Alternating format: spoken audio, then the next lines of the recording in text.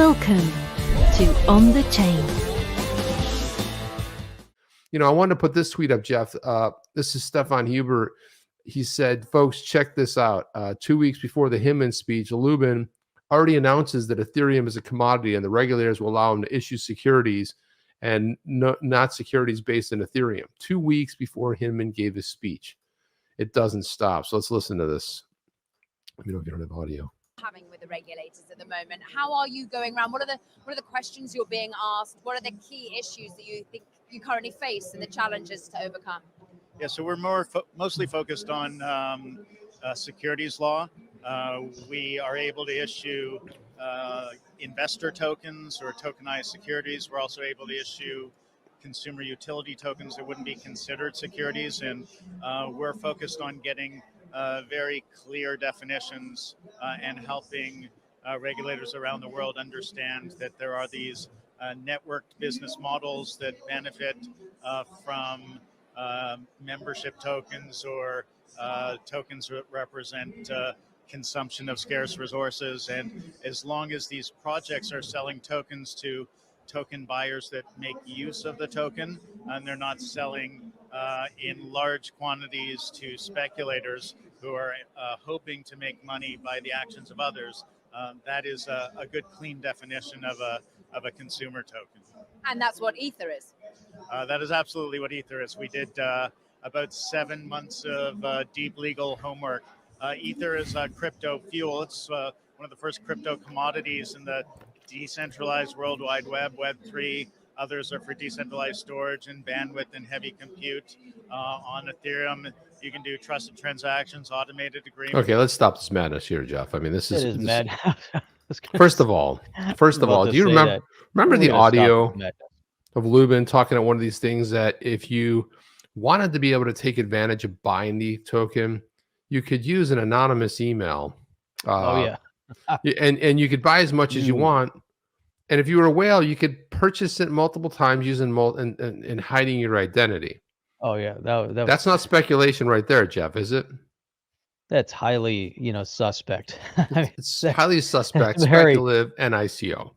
Very, very unusual language, and then to come out and be then protected by the SEC and representatives of the SEC, to come out and say, well, we've looked at this thing and, maybe in the beginning, but now it's no longer, and everything they've said about it, it really is, there again, this goes back to picking winners and losers. There's been some orchestration through the notion of Bitcoin. They know it's the cat's out of the bag. They can't do anything about it at this point. If they try to do anything, it's just going to be pushed underground, maybe get more value. We got other countries that are going to gravitate to it.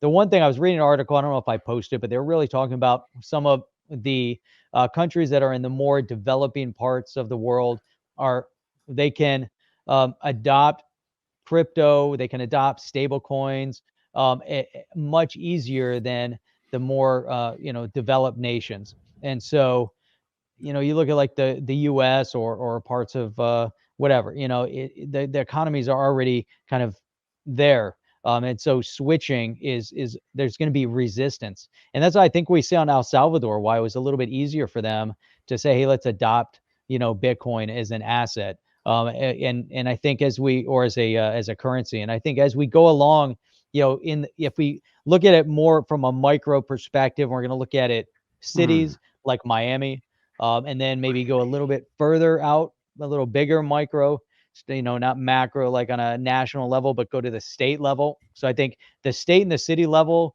in the US is where we're going to see a lot of changes, many, many changes, because they're going to see the benefit from, the financial gain for the community. What can does this administration or the government in general, because, with Clayton and Hinman there, that was before this administration was in power, but the government structure was there.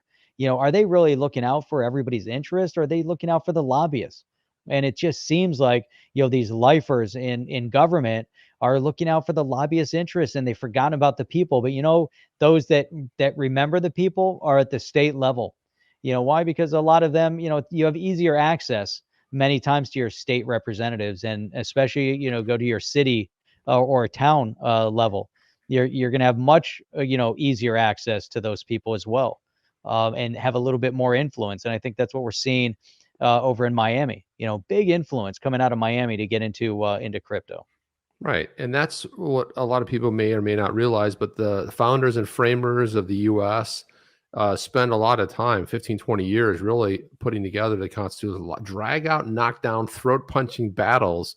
If you really want to read some interesting stuff, go ahead and read the Federalist Papers, because that's a phenomenal account of how it came together. And you'll see a lot of the disagreement. But one thing they knew was that at some point, the human nature would take over and try to control and everything. And that's why the states have the power. The U.S. government, the national government, is set up to provide for the common defense and other things along the lines of that. But the real power comes down to the actual state. If you don't like Florida, well, move to Texas. You don't like Texas, move to California.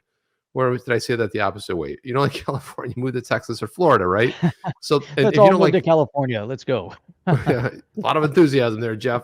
And so, or New York, like, I'm a former New Yorker, and you just like figure out how you can escape. It's like Snake Plissken and an escape from New York. It's like, we thought that was a funny movie back in the day. Like, oh, that could never happen.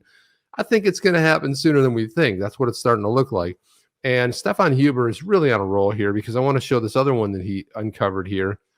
He says, can you believe it? 2 months after the Hinman speech, Joe Lubin says in a Bloomberg interview that Ripple's escrow is the main reason the SEC is having trouble with not declaring XRP a security. How would he know? Right? And it's like, here it is right here. So, I mean, just look at this, Jeff. So I've got the article pulled up here too, but he says, it says Lubin gave an interesting take on two of the industry's biggest names that have been under the scanner because there's certain problematic features which do not completely meet the blockchain criteria. We just saw him in an interview throwing down some incredible misinformation when he's like, well, you can't, it's got a token and it's utility and it's this and that. What's the utility? I mean, at the time, it didn't do anything. If it took a year for that coin to actually be given out. It says these centralization issues have also made it difficult for regulators to classify Ripple's XRP as a security or not.